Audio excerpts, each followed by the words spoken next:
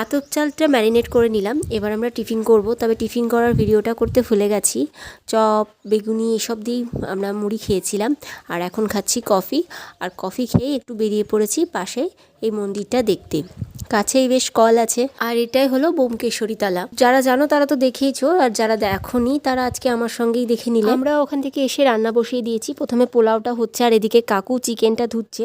তবে ভীষণ রোদ, তো সেই জন্য একটা বাঁশের ব্যবস্থা করে আমরাও তিরপল টানানোর ব্যবস্থা করছি আর কি। আর এখানে তো মেলা, তো সেই জন্য মেলা যারা করতে এসছে তাদের বাঁশগুলোই নিয়েছি। কাকিমা অবশ্য এটা জোগাড় করেছে। রান্না বান্না চলছে, আর একদিকে মজাও হচ্ছে। আমাদের বিটুবাবু একটা সাপ কিনে নিয়ে এসছে মেলা থেকে। এই সাপেরই এখন ট্রিটমেন্ট চলছে। ডক্টর সেটও কেনা হয়ে গেছে। অনেক কিছুই কেনাকাটি শুরু করে দিয়েছে মেলা থেকে। ওই যে একটু দূরে মেলা করতে গেলে প্রথমেই তো আগে বনের কাকপক্ষীদের দিতে হয়, তো সেটা আগে দিতে গেল কাকুরা। আমরা ওইদিকে খেতে বসে গেছি সবাই মিলে। এইভাবেই আমরা হই হই করে 2025 বছরের পিকনিকটা সেরেই ফেললাম।